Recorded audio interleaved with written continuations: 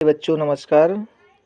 आइए आज हम क्लास 11th में कबीर दास जी के द्वारा लिखा गया पदावली की व्याख्या पढ़ेंगे और इसको बिल्कुल सरल तरीके से समझेंगे।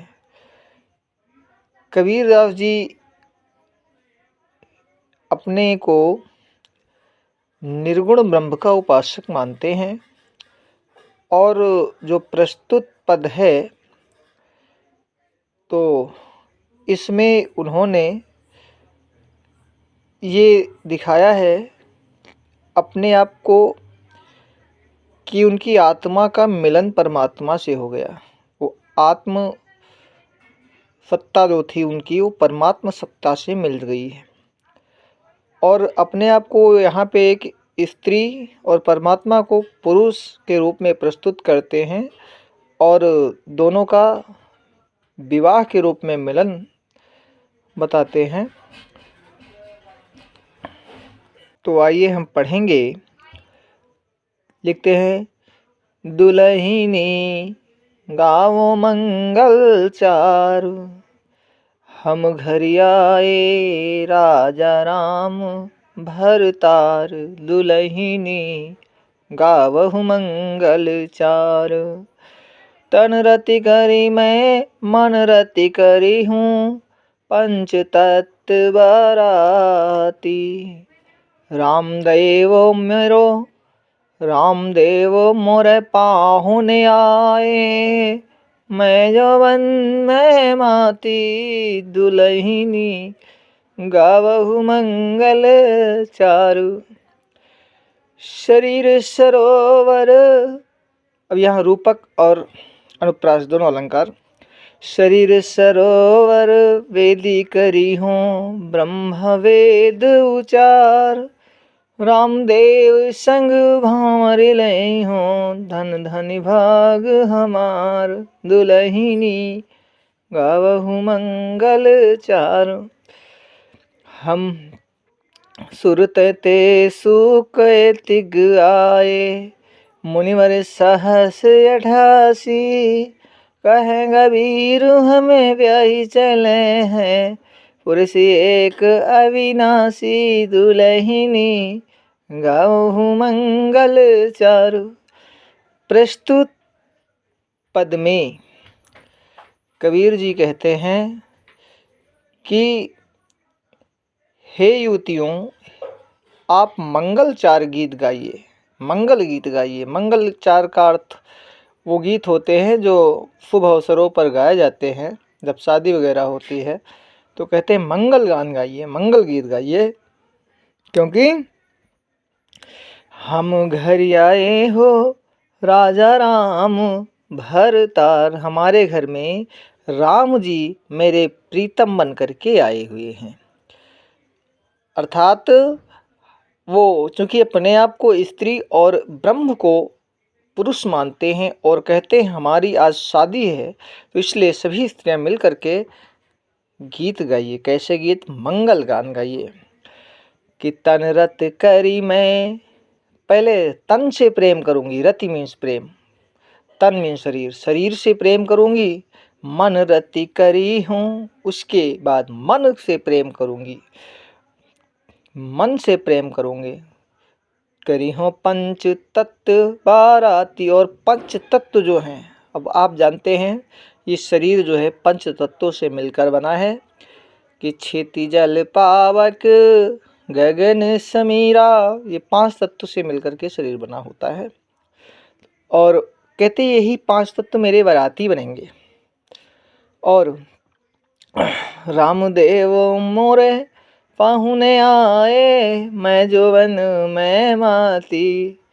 रामदेव अर्थात ब्रह्म परमेश्वर मेरे पाहुने अर्थात गेस्ट अतिथि आए हुए हैं, और मैं यौवन में माती अर्थात मुझे यौवन अवस्था में अपने आप को प्राप्त हुई हूँ। और आगे कहते हैं, शरीर सरे सरोवर वेदी करी हूँ, मैं शरीर को सरोवर, शरीर रूपी सरोवर को वेदी बनाऊंगी। ब्रह्मा वेदुचा, और वेद पढ़ने के लिए कौन? ब्रह्मा जी आएंगे। ब्रह्मा जी वेद पढ़ेंगे, शरीर रूपी सरोवर की वेदी बनेगी और ब्रह्मा जी वेद पढ़ेंगे। रामदेव संग भांवर लई हूँ, रामदेव अर्थात ब्रह्म, मैं ब्रह्म के साथ भांवरी लूँगी अर्थात मेरी शादी होगी तथा मेरे बहुत भाग्य धन्य हैं। धन धन भाग हमारे बहुत, हमारे भाग्य बहुत धन्य हैं। सुरते ते सुकैतिक आए, सुरते ते सुकौतिक आए, और 3300 करोड़, कौतिक मीन्स होता करोड़, 3300 करोड़ देवता आए हुए हैं और मुनिवर 88,000 जो है मुनि आए हुए हैं। कहें कबीर हमें ब्याही चले हैं पुरुष की अविनाशी। कबीर जी कहते हैं कि हमको एक ऐसा पुरुष ने शादी किया है हमसे जो अविनाशी है, जो कभी विनाश नहीं होता है, जो नाद शक्ति है, उस ब्रह्म से हमारी मिलन हो गया। कहने का मतलब यहाँ कबीर का है कि मेरी आत्मा रूपी जो दुल्हन है वो परमात्मा रूपी पुरुष के साथ मिल चुकी है और अब मुझे जो है कोई भय नहीं बचा है। आगे कहते हैं दूसरे पद में कि बहुत दिनन थे मैं प्रीतम पाए, राम भाग बड़े घर बैठे आए, मंगल चार माही मन राखो, राम रसायन रख रस नाव चाखो, मंदिर माही भयो जियारा, ले सो तो अपना पीव पियारा, मैं रनी राती जे निधि पाई, हमें कहाँ यहु तुम ही बड़ाई, कहें कबीर मैं कछु न कीन्हा, सखी सुहाग राम मोहि दीन्हा। इसमें भी कबीर जी कहते हैं बहुत दिन थे का मतलब बिताने के बाद, तपस्या करने के बाद, बहुत दिन की तपस्या करने के बाद, बहुत दिन इंतजार करने के बाद मुझे मेरे प्रीतम मिले हैं। अर्थात कबीर कहते हैं कि मेरी आत्मा को परमात्मा की प्राप्ति हो गई है और हमारे बहुत बड़े भाग्य हैं कि मुझे कुछ करना नहीं पड़ा, घर बैठे आए, यानी घर बैठे हमारे प्रीतम आए हैं। जो मंगलचार था उसको मन ही मन में रखा, राम रसायन रसना चाखा, राम रसायन, राम रूपी जो रसायन है उसको मैंने जीव से, रसना मीन्स जीव, चाखा मीन्स चखा, यानी जीव से चखा है। मंदिर माही भयो उजियारा, जो मन रूपी मंदिर है उसमें प्रकाश हुआ, और ले सूतो अपना पीऊ प्यारा, मैं अपने प्रीतम को लेकर के सोती हूँ। सूतो का मतलब सो रही हूँ। कबीर जी कहते हैं मेरी आत्मा जो है परमात्मा से मिलन हो गया है, इसलिए मैं अपने प्रीतम को लेकर के सूतो अर्थात सो रही हूँ। मैं रनि राती जे निधि पाई, अर्थात मैं रनि राती जे निधि पाई, यानी रतन रूपी जो मुझको निधि मिली है, जो राशि मिली है, इस कौन सी राशि? राम के नाम की जो राशि मिली है, जो रत्न मिला है ये हम ही कहाँ हो तुम है बड़ा, इसमें मेरी कोई बड़प्पन नहीं, मेरा कोई बड़प्पन नहीं है, ये आपका ही जो है बड़प्पन है। हे ब्रह्म, ये आपका ही बड़प्पन है। कहें कबीर मैं कछु न कीन्हा, कबीर जी कहते हैं हमने कुछ नहीं किया है, हमने कोई काम नहीं किया है, और हे सखियों मुझे तो सुहाग राम ने मुझे सखी सुहाग राम मोहि दीन्हा, राम ने ही मुझे सुहाग दिया है। अर्थात मेरी आत्मा का मिलन जो परमात्मा से हुआ है ये परमात्मा की ही कृपा है। अगला देखिएगा, बहुत इम्पोर्टेंट है। संतो भाई आई ज्ञान की आंधी रे, ब्रह्म की टाटी सब उड़ानी, माया रहे न बांधी रे, दुचिते की दो थिनी गिरानी, मोह बलिंडा टूटा, कृष्णा छाने परी घर ऊपर, कुबुधि का भांडा फूटा, जोग जुगत करि संतो बांधी, निर्चुसुए न फाड़ी, कूड़ कपट काया कानिकिसा हर की गति जब जाड़ी। आंधी पीछे जो जल बूढ़ा प्रेम हरिजन भीना। कह कबीर भानु के प्रगटे उतित भया तम सीना। संतो भाई आई ज्ञान की आंधी रे। प्रस्तुत पद में कबीर जी कहते हैं, हे सज्जनों, हे संतों, ज्ञान की आंधी आ गई है। और जब ज्ञान की आंधी आई है तो जो ब्रह्म रूपी टाटी बंधी हुई थी, टाटी का अर्थ टटिया होता है, वो उड़ गई है। ठीक है, जो टटिया ब्रह्म की टटिया बंधी हुई थी वो अड़ गई है, उड़ गई है। और माया रहे न बांधी, अब माया इसको बांध नहीं पा रही। कब? जब ज्ञान की आंधी आती है। तो आगे कहते हैं, दुचिता की दो थुनी गिरानी। जो दुचिते मीन्स होता छप्पर। ठीक है, जो छप्पर की दोनों थूनी थी वो गिर गई हैं। ठीक है, दुचिते की जो थूनी थी, यानी माया के प्रति जो आसक्ति और प्रेम की जो थूनी थी वो गिर गई है। तो इसमें जो है अन्योक्त प्रकाश अलंकार है, अन्योक्त प्रकाश का प्रयोग किया गया है। दो अर्थों में पूरा पद है। एक तो जो इसमें लिखा गया, दूसरा आत्म के लिए कबीर जी कहते हैं कि गिरानी मोह बलिंडा टूटा। और जो मोह रूपी बलिंडा लगा हुआ था, जो बंधन लगे हुए थे, वो टूट गए। ठीक है, तृष्णा छाने परी घर ऊपर कुबड़ का भाड़ा फूटा। और तृष्णा जो थी, वो जो तृष्णा थी वो जो घर के ऊपर पड़ी, तो जो कुबुद्धि का भाड़ा माने बर्तन होता है, वो जो बर्तन था वो फूट गया। ठीक है, जोग जुगति करी संतो बांधी निर्चुचुए न फाड़ी। तो आगे कहते हैं कि हे संतो,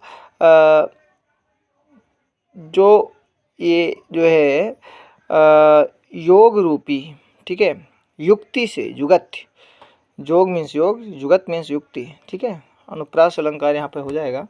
जा की आवृत्ति हुई है, करी संतो बांधी, यानी संतो जो योग है उस युक्ति से अपने जो टाटी है, ठीक है, जो उसको बांध लो।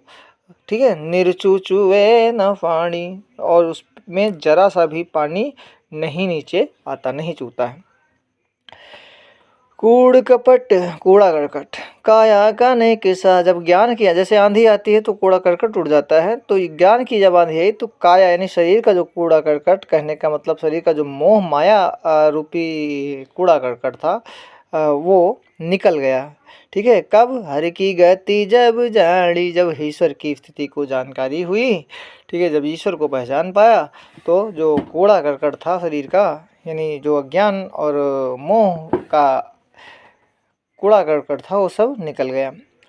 आंधी पीछे जो जल बूठा, बूठा में वर्षा। ठीक है, आंधी निकल जाने के बाद जो बारिश हुई, उस बारिश में जो प्रेम हरिजन भीना, जो ईश्वर के भक्त भीगे कहें कबीर भान के प्रगटे। ठीक है, कबीर जी कहते हैं जिस प्रकार से इस जो सूर्य उगता है, भान मीन सूरज, प्रकट होता है तो तम यानी अंधकार नष्ट हो जाता है, उसी प्रकार से जो आंधी के पीछे जो जल वर्षा, उसी से ईश्वर के जो भक्त थे, हरिजन जो थे, वो आनंदित हो गए, उससे भीज करके आनंदित हो गए। अगला देखते हैं। पंडितवाद वदंते झूठा, राम कहाँ दुनिया गति पावे, खाड़ी कहाँ मुख मीठा। पंडितवाद वदंते झूठा, पावक कहाँ पाव दे जाझे, जल कही त्रसा बुझाई। भोजन कहाँ भूस खिजे भाजे, तो सब कोई तिर जाई। नर के साथ सुआ हरि बोले, हरि प्रताप न जाने। जो कबहू उड़ जाई जंगल में, बहुर न सुरते आड़े। साची प्रीति विषय मायासु हरि भक्त निसु हासी। कहें कबीर प्रेम नहीं उपजे बांधो जमपुर जासी। कबीर जी कहते हैं जो पंडित यानी जो ये वाद वदंते झूठा, ठीक है, जो पंडित का मतलब यहाँ किसी जाति से नहीं, किसी पंडित से नहीं, यानी जो विद्वान लोग हैं जो वाद करते हैं, ठीक है, वो सब झूठ है। ठीक है, क्यों?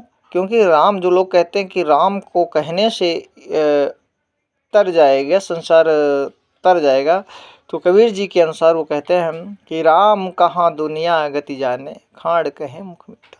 कि राम कहने से अगर दुनिया की स्थिति को जान जाता है, अर्थात नहीं जान पाता है। केवल राम कहने से ये संसार की स्थिति को जान ले, तो ये कैसे संभव है कि खाड़ कहने से क्या मुख मीठा हो जाता है?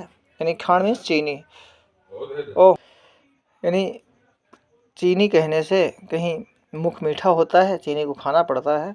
तो वही कहते हैं पावक कहा पाँव दे जांझे। क्या आग कहने से पाँव जलता है?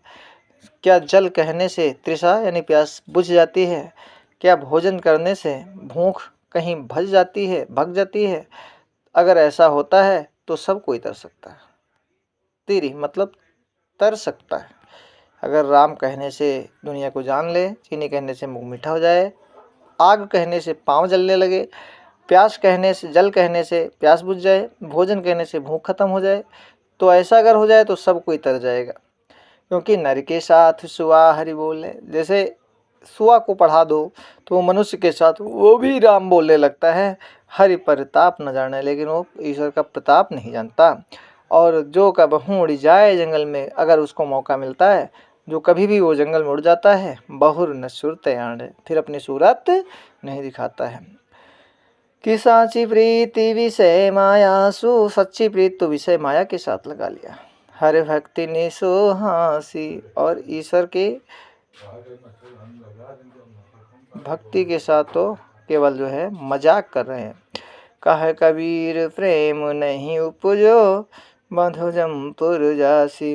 कबीर जी कहते हैं अगर ईश्वर का प्रेम नहीं उपजा तो अंत में यमपुरी में जो है बंधन में फंसना पड़ेगा। आइए अगला पद देखते हैं कि हम न मरे मरी हैं संसारा, हमको मिला जिया मणिहारा। कहते हैं कि हम नहीं मरेंगे, संसार मरेगा, क्योंकि हमको जीवन देने वाला मिल गया है, हमको जो जीवन देता है वो मिल गया है। अब न मरो मरने मन माना। ठीक है, कहते अब मैं अपने आप मैं नहीं मरूंगी, ठीक है, अब हम मरेंगे नहीं, मरने मन माना। और जब मरना है होगा तब अपने मन से मरेंगे, मन माना यानी मन जब कहेगा तब मरेंगे। ते मुए जिन राम न जाना, क्योंकि मरते वही लोग हैं जो राम को नहीं जानते हैं।